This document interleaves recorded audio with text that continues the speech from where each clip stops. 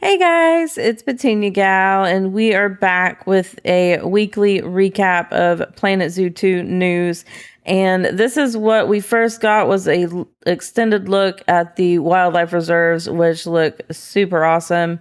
You guys can go check out the video on the Planet Zoo 2 YouTube page, and it's such awesome sound, and just look at how extremely huge these look. I mean, and they look awesome. So I really can't wait to see how you can build in these, what you need to put in them just for the animals to be able to be there and have food. And I know in the wild, they can get their food. So we'll see how that goes. I know a lot of wildlife reserves have little water areas in case things get dry. Of course, here that will definitely not happen. So we'll see. But yeah, so let's get back into the rest of the news for this last week. We got an animal spotlight, which we'll take a look at here.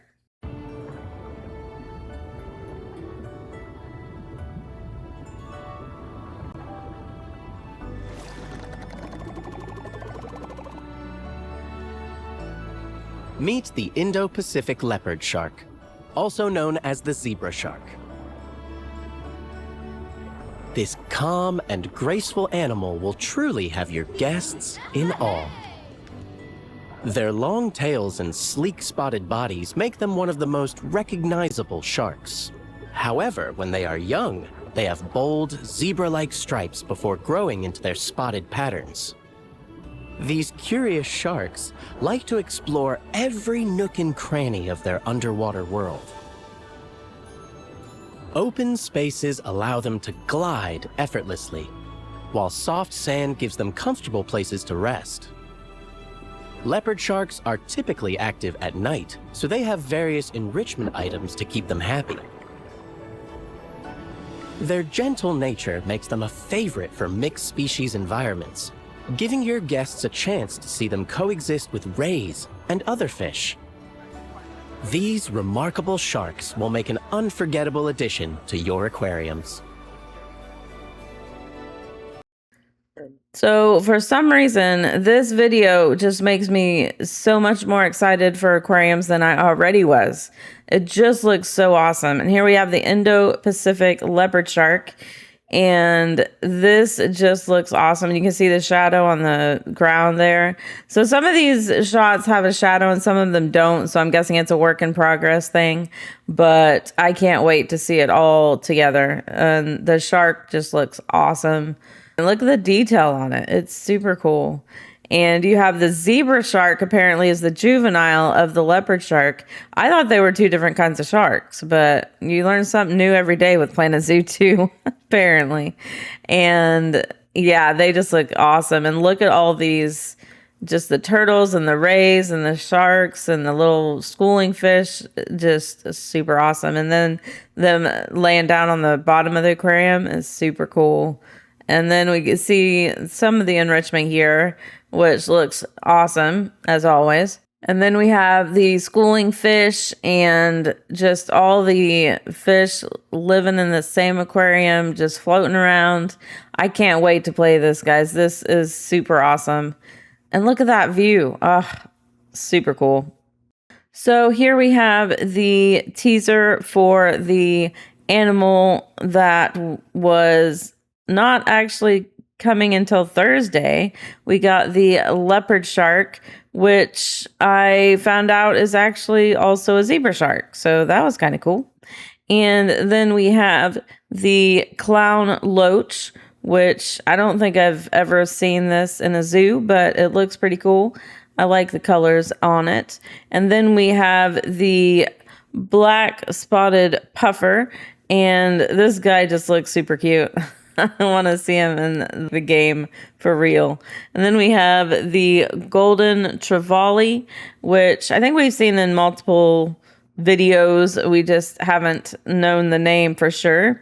Now we have the Pacific sardine, and these are one of the shoaling or schooling fish. I call them schooling, but you know. It's fine. And then we have the diamondback terrapin, which is one of the exhibit animals, which we still don't know anything about. I really hope to find out something soon.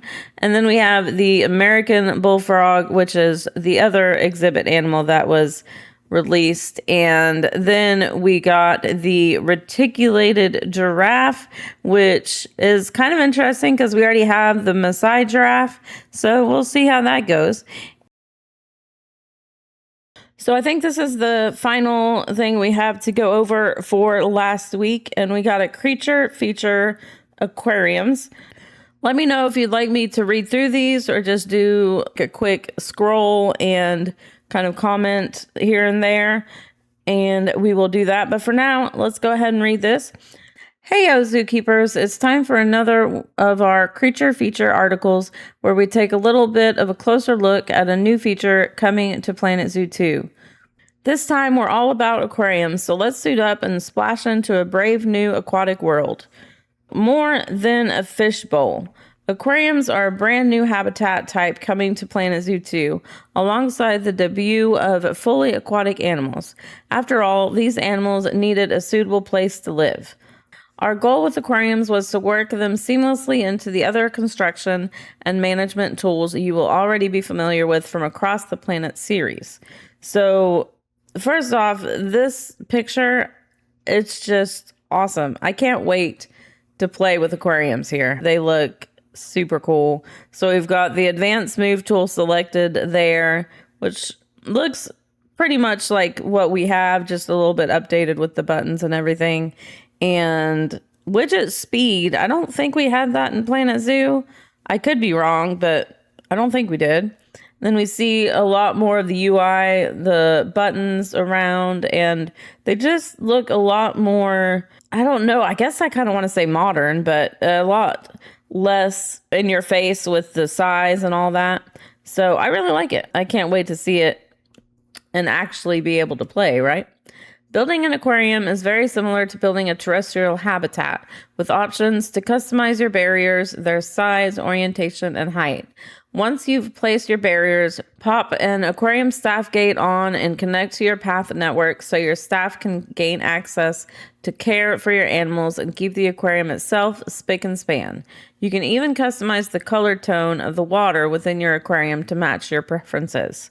So we saw that in the last aquariums video, and it is super awesome because you can have pretty much any color of water, any opacity of water. It looks so awesome. I can't wait. I may have to make me a pink aquarium. I'm just giving you guys a heads up. So, warning, there will be a pink aquarium at some point. Of course, aquariums in Planet Zoo can also be constructed using ready-to-use blueprints. Of course, aquariums in Planet Zoo 2 can also be constructed using ready-to-use blueprints, with loads of options available both out of the box and from across the Planet Zoo 2 community through the workshop. The Goldilocks zone.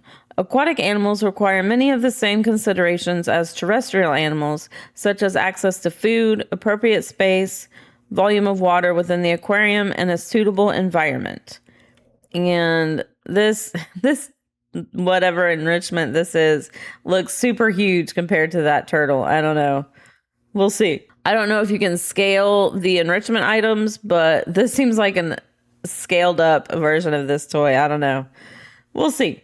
However, as aquatic animals, the salinity of the water is also critical to their welfare. For example, animals found in salt water in the wild will not be able to survive the freshwater conditions. And then we've got the dive into the details of Planet Zoo 2. So we'll check that out. Full 3D navigation, so these guys will adapt to whatever you do to the aquarium, whether you're putting scenery in or these giant corals. They understand that and recalibrate, where they can and can't go. And they generally stay true to their natural kind of elevation in the water as well. Yes. So you won't typically see, if they're not bottom dwellers on the ground, then you won't see them down at the base. And you do have to be careful in terms of cohabitation, just to make sure that the species that you're putting in together can cohabit. Yeah. We generally err on the side of generosity on that because we want people to create these cool scenes, right? But if there are obvious predator and prey combinations. Yeah. Best avoided. There's diversity within reason. And then we have, you can manage the salinity of your aquariums through a network of water filters which attach to your aquariums to supply water. These can be configured to provide appropriate water conditions for freshwater, saltwater, or brackish animals. You'll also have to consider the temperature of the water when building aquariums, as different animals have their own preferences for temperature. This can be controlled directly through the staff gate attached to your aquarium, along with other options, including the aquarium's lighting, which that's super cool. And we saw the behind the scenes. I'm pretty sure that's one we've already seen. Keeping it crystal clear. Keeping your aquariums clean and well maintained will be important for both your animals' welfare and the experience of your guests. So yeah, if the glass is like super dirty, the guests are not going to like that. And you're not going to like it either, right? It's going to be dirty. Dirty aquariums will make it harder for your guests to see your animals and can even negatively impact your animal's health by increasing their likelihood of developing disease. Your water network will help to keep your aquariums full of clean water, but your staff will also need to occasionally suit up and go for a dip to clean the windows. And so here we see the zookeeper, and again we see the kind of staff dialogue box here. And it's easier to see what they're doing. I see it's at the very top, which is super cool. And then we have tasks that we can choose, and their energy and happiness, and the recent thoughts down at the bottom. The one thing I really hope we can do, which I'm kind of thinking of the Zoo Tycoon, I guess, and where you can be at one point, but then select a staff from a different point and move them to where you're at, instead of what Planet Zoo does, where when you move them, or to select them, you have to go to them and then go back to where you were. I don't know if I'm making sense, but I hope they do that instead, because I hate having to move to pick up a staff member and move them where I want them. But I don't know. It's just a little nitpick, I guess. Aquariums will also need maintenance if you want to reduce the chance of them springing a leak, with different barrier types offering varying levels of protection against cracks appearing. So that's mainly why people use custom barriers in Planet Zoo, so you don't have to worry about the whole degradation of the barriers. But we'll see. Crafting spectacular views. For your guests to truly appreciate your aquatic animals, it'll be important to build aquariums that give them a good view of the animals inside. And I can't wait to work with tunnels. I've never tried it in Planet Zoo because you have to do so many workarounds to make it even look good. And so I can't wait to work with tunnels in Planet Zoo too. A fantastic way to do this will be with aquarium tunnels. By adding a guest gate to your aquarium, you can build a tunnel through the water, which will give your guests an amazing view, as if they were under the water itself. Just like with terrestrial habitats, the barriers of your aquarium can also be modified to give your guests the best view possible, including using one-way glass or creating concave and convex areas. Building up. Unlike terrestrial habitats, a significant component of aquariums is the variation in height you can build within your zoos. Complex multi-story or subterranean aquariums can be constructed to add a huge degree of variation to your zoos, while still providing your aquatic animals with a comfortable home. Aquarium tunnels can also be built at different heights within your aquarium, providing your guests with multiple perspectives. So that's pretty cool. Multi-story or subterranean aquariums. That sounds awesome. I don't know if I have the imagination for that, but that sounds awesome. So here we see a zookeeper doing their job, picking up the mess, and that's super awesome when people can come by and actually see the zookeeper swimming around in the aquarium with the fish. That's awesome. Creative players can even use invisible habitat barriers and scenery to build naturalistic spaces for their aquatic animals to live in. Again, I don't know if it'll be so you don't have the degradation of the barriers, or just because it looks better, but either way you can make your own. So that is awesome. And then we saw the aquatic last week. So we'll go down to Life Aquatic. Aquariums and aquatic animals bring a whole new dimension of zoo management and creativity to Planet Zoo, opening brand new ways for you to build a wilder world this October. With so many new options, we can't wait for you to get your feet wet and start sharing your creative aquariums and zoos. There's going to be birds next week, technically this week since this will come out Tuesday, but either way, there's going to be birds and a feature focus on that, which is super cool. I can't wait. It's October, just seems way far away from here. So we'll just have to wait.